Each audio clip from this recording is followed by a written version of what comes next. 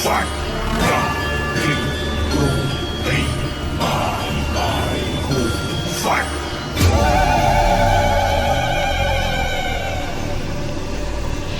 শিবটা এরকম থাকবে, শিবের পরেই হাতের পরেই কালীটা দাঁড়িয়ে থাকবে। করবো যে এই যে শিব ঠাকুরটা রেডি হচ্ছে এর উচ্চতাটা প্রায় কত হবে? শিব ঠাকুরটা 75 ফুট। 75 ফুট। এটা ডেলিভারি হচ্ছে কোথায়? ডেলিভারি হচ্ছে চন্দননগরে যে জগদ্ধাত্রী ঠাকুর সেটারও কাজ কত দূরে গিয়েছে? সেটার কাজ কমপ্লিট। কেমন লাগছে মানে করে এক কথায় বলা যায় এত বড় একটা সৃষ্টি? দারুণ, রাত দিন পরিশ্রম করতে হচ্ছে। তোমাদের সবার আগে এইখানে দেখছো তোমরা যেমনি এই যে বিশ্বের সবচেয়ে বড় দুর্গা সহ তার দুই সন্তান এবং অসুর রয়েছে, আর দুই সন্তানকে কিন্তু খুলে এখানে রাখা হয়েছে। নমস্কার বন্ধুরা, আমি দেবজ্যোতি, আমার ইউটিউব চ্যানেলে তোমাদের সকলকে স্বাগত। আমি এখন এসে কামালপুরে সে পূর্ণভূমিতে, তার একটাই কারণ তোমরা সবাই জানো যে দুর্গাপুজো যেতে না যেতে কিন্তু কালী পুজোর একটা প্রস্তুতি জোর কদমে লেগে যায়। যেহেতু দুর্গাপুজো পেরোনোর পর আর মাত্র হাতে কোনো অল্প দিন থাকে কালী পুজোর জন্যে, তো এর পাশাপাশি আমি তোমরা হয়তো চিন্তাভাবনা করতে পারো যে আমি কেন কামালপুরে এসেছি। তার একটাই কারণ যে কামালপুরে তোমরা সবাই আগের হয়তো বহু ভিডিওতে দেখেছো যে বিশ্বের সবচেয়ে বড় জগদ্ধাত্রী ঠাকুরের কিন্তু অর্ডার পেয়েছে, তাও আবার চন্দননগরে এই কামালপুর অভিযান সংঘ ক্লাবই।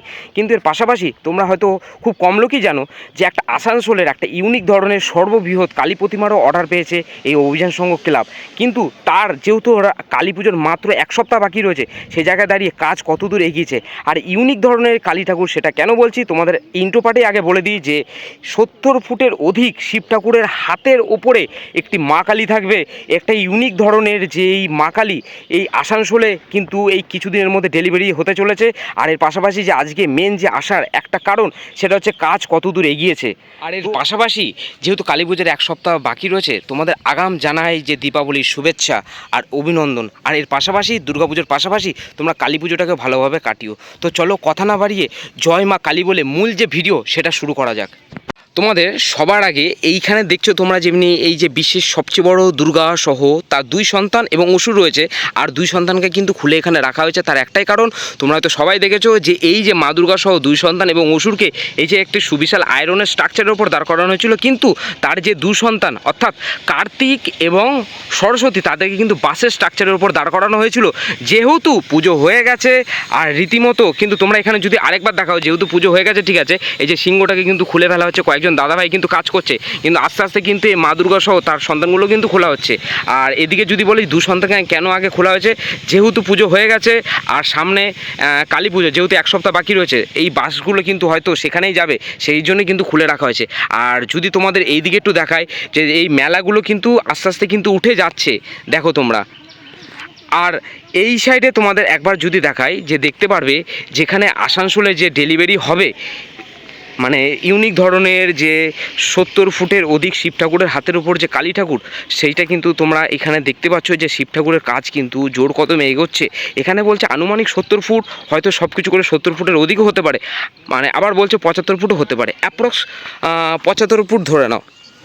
দেখো এখানে কিন্তু শিব ঠাকুরের যে বুকের নিচের অংশটা কিন্তু এই দেখো ফাইবারের কিন্তু পুরোপুরি হয়ে গেছে, ফাইবারের কাজ, শুধু ওপরের কাজটা হলেই কিন্তু পুরোপুরি হয়ে যাবে। এই দেখো দাদা ভাইরা কিন্তু জোর কদমে কিন্তু কাজ করছে, দেখো এই যে এদিকে যেমনি কাজ কিন্তু জোর কদমে চলছে, ভেতরেও কিন্তু কাজ জোর কদমে চলছে।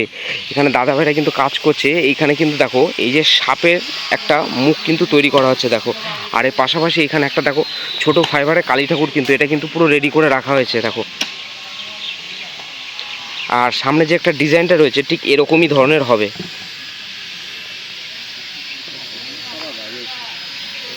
আর এইদিকে সামনে তোমাদের যেটা দেখালাম যে জগদ্ধাত্রী ঠাকুরের যে মুখমণ্ডলটা প্রস্তুত হয়ে গেছে, বাদবাকি বডি পার্টগুলো কিন্তু এখানে প্রায় সম্পূর্ণ কিন্তু রেডি হয়ে গেছে। তো এই যে কামালপুর অভিযান সংঘ ক্লাবের যে বিভিন্ন এই যে মূর্তি প্রতিমাগুলো তৈরি হচ্ছে, আর অলরেডি যেখানে বিশ্বের সবচেয়ে বড় দুর্গা হয়ে গেছে তার অন্যতম একজন শিল্পী তাকে কিন্তু পেয়ে গেছি।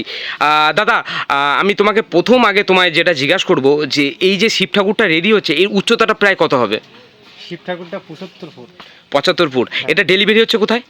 ডেলিভারি হচ্ছে এটা যাবে আসানসোল। তা কবে ডেলিভারি, যেহেতু পুজোর আর এক সপ্তাহ বাকি রয়েছে? হ্যাঁ, পুজোর এক সপ্তাহ বাকি আছে, তবু আমরা পুজোর 2 দিন আগে আমরা কমপ্লিট করে দেবে। আর এখানে যে শোনা যাচ্ছে যে এই যে 75 ফুট শিব ঠাকুরের হাতের ওপর যে কালী ঠাকুর থাকবে একটা ইউনিক ধরনের ধরতে গেলে, এটা দেখতে পাচ্ছি, মানে এটা কি পুরো সত্যি? হ্যাঁ হ্যাঁ, এটা সত্য।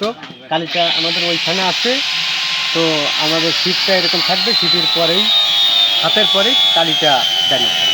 মানে এরকম এই যে এর পাশাপাশি যে চন্দননগরে যে জগদ্ধাত্রী ঠাকুর সেটারও কাজ কত দূরে গিয়েছে? হ্যাঁ, সেটার কাজ কমপ্লিট। সেটার কাজ কমপ্লিট হয়ে গেছে। আর সেটার উচ্চতা কতটা মানে জগদ্ধাত্রী ঠাকুরের? ওটার উচ্চতা সম্ভবত ওটাও 75 ফুট। 75 ফুট। মানে এক কথায় বলা যায় যে সর্ববৃহৎ ইউনিক ধরনের যে কালী ঠাকুরের পাশাপাশি চন্দননগরের জগদ্ধাত্রী ঠাকুরে কিন্তু কামালপুর অভিযান সংঘ ক্লাবের থেকে হচ্ছে। হ্যাঁ। আর তোমাদের আরেকটা জিনিস যেটা জিজ্ঞাসা করব সেটা হচ্ছে এই যে বড় দুর্গার কি পরিকল্পনা? বড় দুর্গার তো একটা পরিকল্পনা আছে।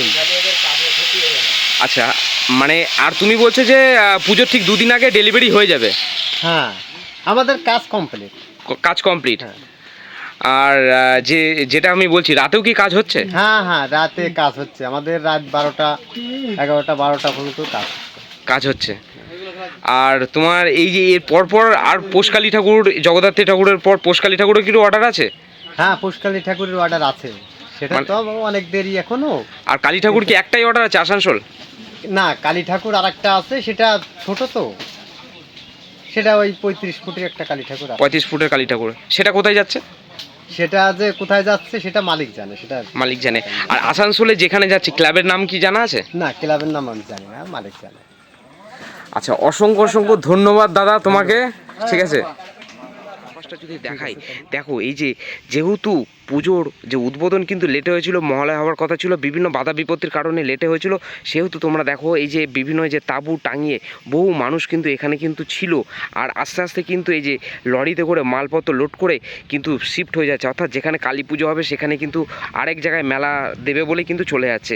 তোমরা হয়তো এসছো, সবাই দেখেছো যে কিভাবে মানুষের ভিড় হয়েছিল। আর বিভিন্ন যে মেলার যে স্টল বসেছিল সেগুলো কিন্তু চারিদিক দিয়ে কিন্তু বসেছিল। আর আস্তে আস্তে কিন্তু এইগুলো কিন্তু অন্যান্য জায়গায় চলে যাচ্ছে যেখানে কালী পুজোর মেলা হবে। আর এই দেখো এই যে গাড়িতে করে কিন্তু বিভিন্ন সরঞ্জামগুলো কিন্তু লোড হচ্ছে, আরেক জায়গায় শিফট হবে বলে। এখনও কিন্তু কিছু কিছু দোকান কিন্তু পুরোপুরিভাবে খুলে নেওয়া হয়নি, যেহেতু মেলাটা একটুখানি লং টাইম চলেছিল। এই যে শিব ঠাকুরের যে মুখমণ্ডলটা রেডি হচ্ছে, তো আমি যে শুনলাম যে এই যে কালী ঠাকুরটা ঠিক শিব ঠাকুরের হাতের ওপর থাকবে, এটাই কি সত্যি? পুরো ইউনিক ধরনের, মানে এক কথায় বলা যায় যে এই বড় শিব ঠাকুরের হাতের ওপর থাকবে হচ্ছে মা কালী, মানে ইউনিক ধরনের আমরা কিন্তু কালী ঠাকুর দেখতে চলেছি এই বছর। তাই তো এটা কোন ক্লাব কি জানা আছে দাদা? না, এটা যাবে অনেকটা দূরে, এখান থেকে অনেকটা দূরে, আসানসোলের কাছাকাছি যাবে।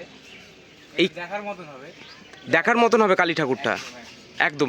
এই যে শিব ঠাকুরের উচ্চতাটা কত হবে তাও? এটা তাও 70 ফুট। 70 ফুট শিব ঠাকুর, আর তার হাতের ওপর থাকবে হচ্ছে মা কালী। সত্যি বলতে অসাধারণ লাগবে।